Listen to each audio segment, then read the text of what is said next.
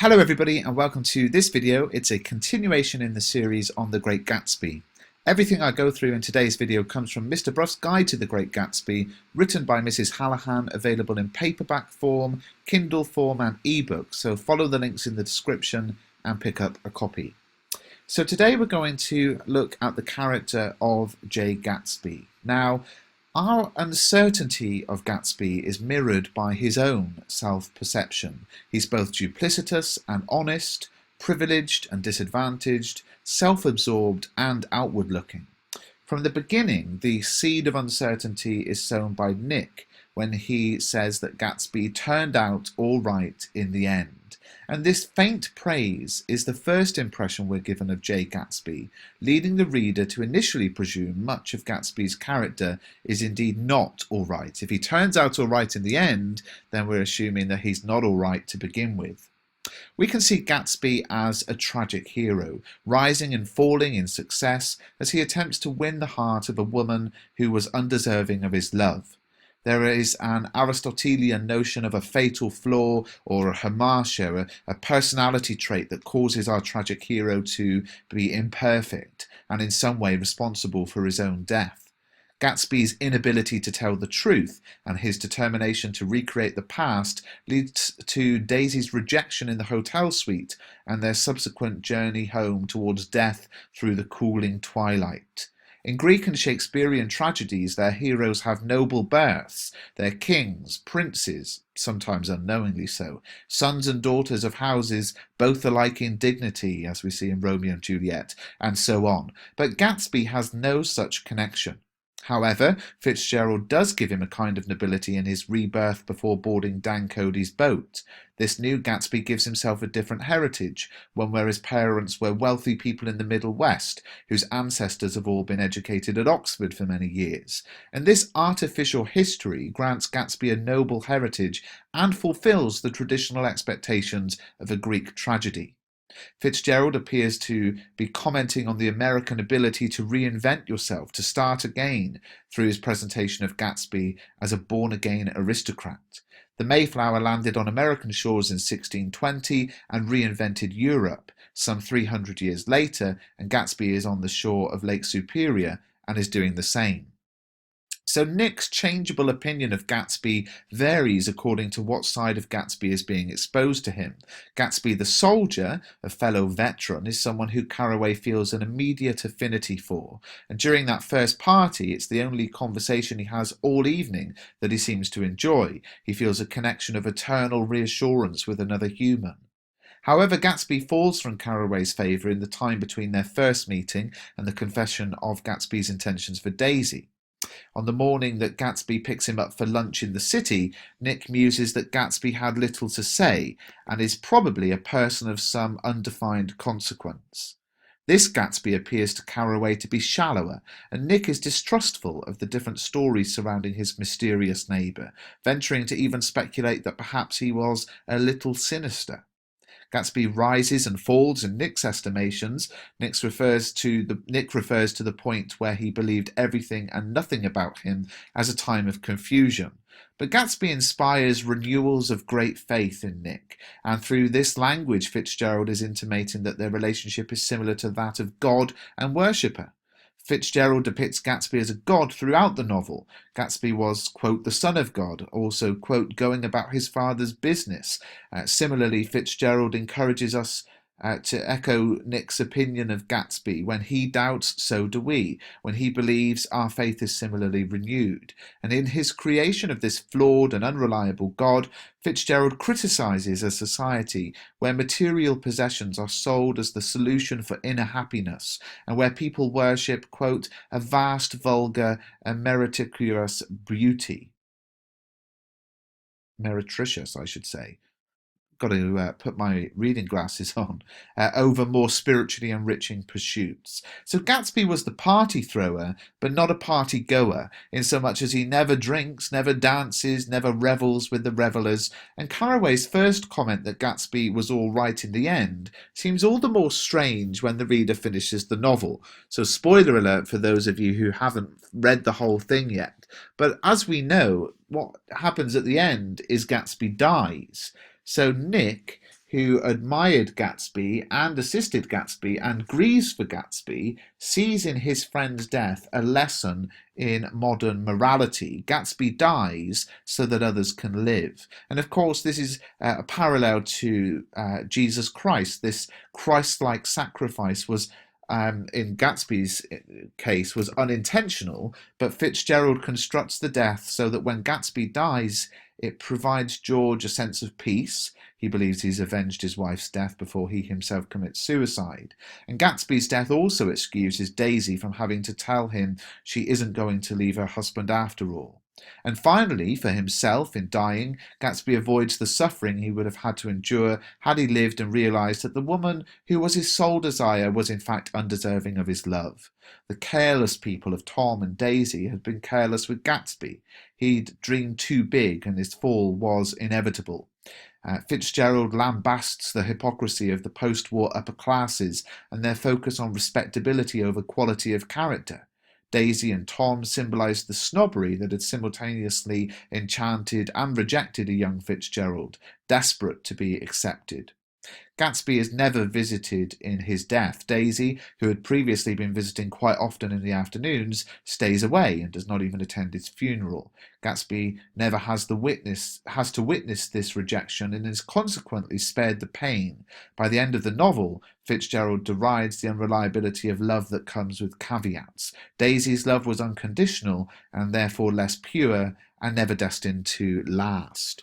Gatsby did not drift coolly out of nowhere and buy a place on Long Island South, but instead built his business empire up over 5 years with the one purpose of enticing Daisy, of course the Daisy he knew as Daisy Fay, now known as Daisy Buchanan, away from her husband and back into his arms. After a lot of back and forth between Gatsby, Jordan and Nick, his plan finally comes to fruition. The day Gatsby finally is given his opportunity with Daisy, he's a mass of nerves. He looks about with vacant eyes. He speaks in an uncertain voice as Nick and he wait for Daisy's arrival. In anticipation of her visit, Gatsby's peacocked himself for her, dressing in, there's two things he does. The first thing, he decorates Nick's house with a greenhouse of flowers, and then he dresses himself in a silver shirt and gold-coloured tie. So Fitzgerald caricatures Gatsby here as a nervous schoolboy, rendered infantile by his love for Daisy. And this comically pathetic portrait contrasts sharply with the Gatsby gossiped about at his own parties, where people shared stories about him having killed a man. Here, he's so painfully embarrassed by the situation that he stands at the mantelpiece, a contorted figure of agony, his head rested against the clock, in an attempt to lean back and look at ease, so much so the clock's knocked off and he catches it in his trembling hands. And this vignette serves two purposes. One, humorous slapstick, where incredible tension is dispersed by the ridiculousness of Gatsby's hyperbolic response to Daisy's presence. But two, a nicely symbolic gesture of Gatsby trying to play with time. The whole meeting with Daisy is intended to allow Gatsby to go back in time. But of course it's unsuccessful, much like his encounter with the clock. It requires Nick, our unexpected hero, to save the day, reprimanding Gatsby with the words, "You're acting like a little boy." And this observation is painful in its honesty. Gatsby's courtship with Daisy is, by his account, the only courtship he's engaged in during the last 5 years, and that courtship has mainly taken place metaphysically.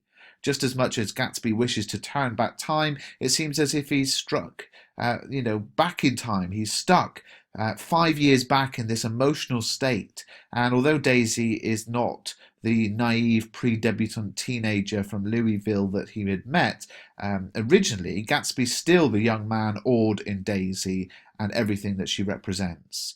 Nick leaves the pair, and in his absence they reconnect. And when he returns, the sun's shining and Gatsby glowed and a new well-being radiated from him. He smiles, quote, like an ecstatic patron of recurrent light, end quote, at Nick. And the three make their way to Gatsby's house. Fitzgerald cuts through the previous humour with real celebration of the union, and he does so with beautiful prose and light imagery that honours the love of Gatsby and Daisy. It's worth noting, though, at this point that Daisy's not yet seen Gatsby's house, and she's full of unexpected joy, and her voice full of aching, grieving beauty. And this is Fitzgerald's hint that on some level the love between Gatsby and Daisy was sincere and true.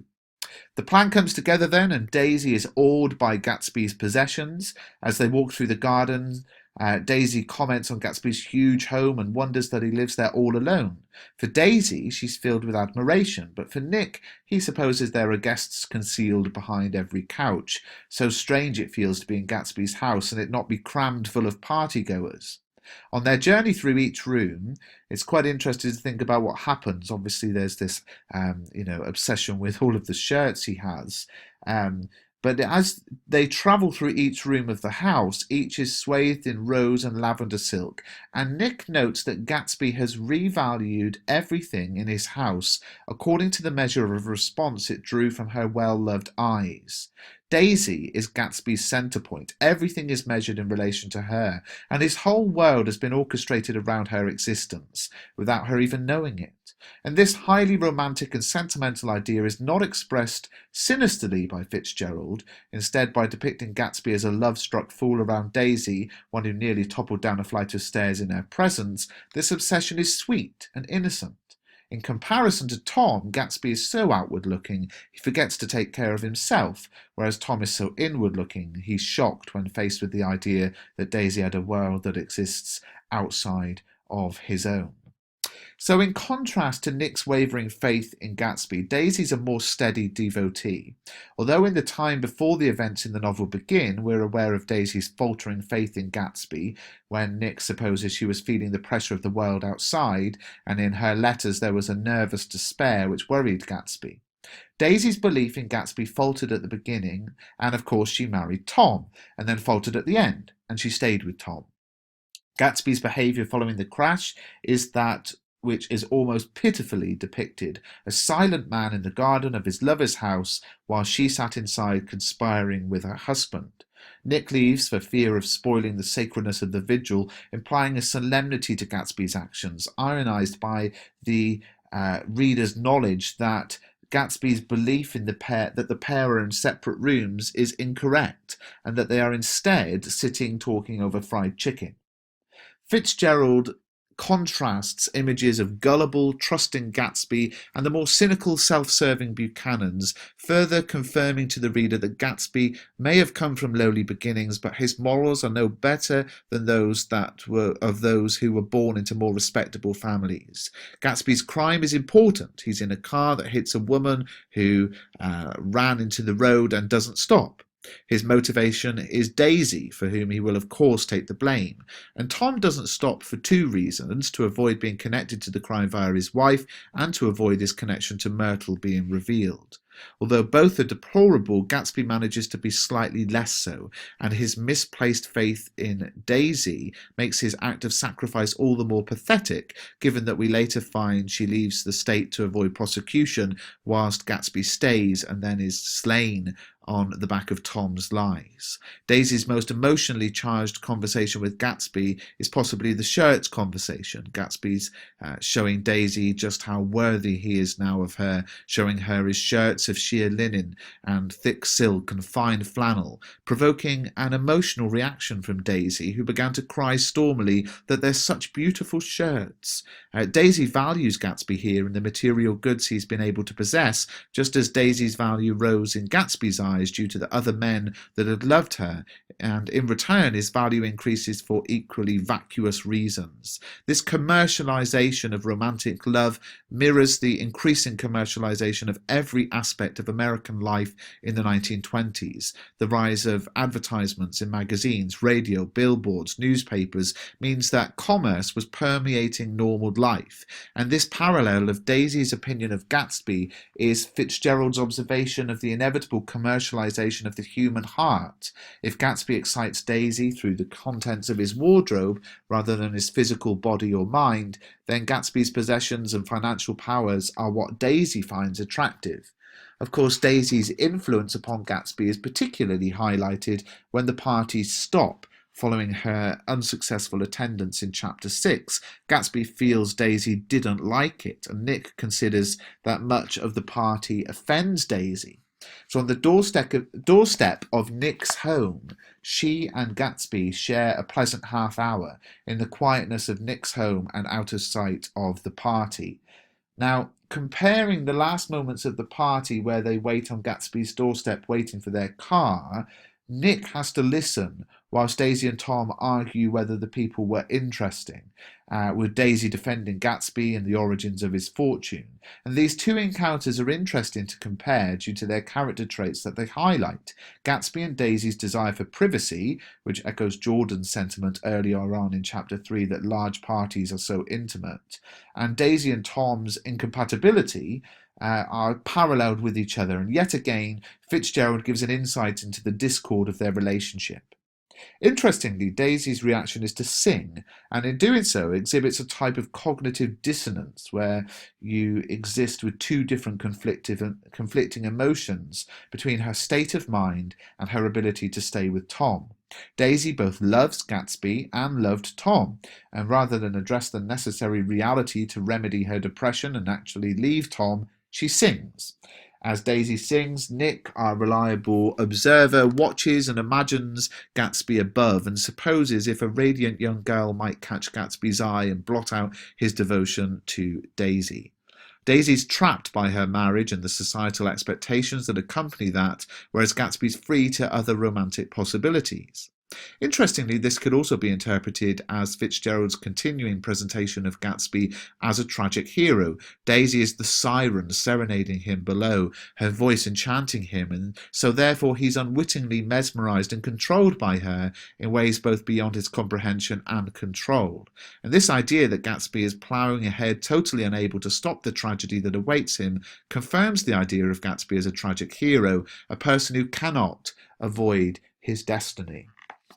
Gatsby's credibility is damaged by his lies. Jordan supposes that Gatsby's Oxford claim was untrue as early as Chapter 3, where she tells Nick, "I don't believe him."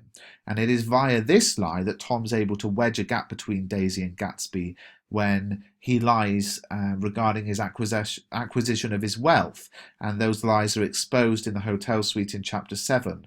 Tom declares, "I found out what your drugstores were," and follows up with a string of accusations regarding Gatsby's illegal business endeavours. Up until this point, Daisy's literally and metaphorically stood by him, albeit with a visible effort. However, once this is exposed, Daisy falters, and whatever courage she had was definitely gone. Gatsby's duplicity then is his fatal flaw, and his undoing occurred the moment Tom was able to cast doubt over his past actions.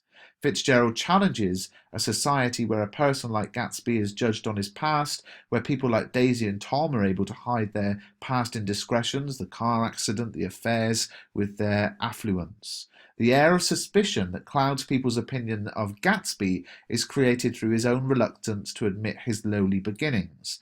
Fitzgerald would be acutely aware of high society's snobbery regarding attempting to infiltrate higher social circles, yet, as a modern reader, we perceive Gatsby's success more remarkable given his background. Even when the more unsavoury business activity is taken into account, it's clear that Gatsby is a talented businessman.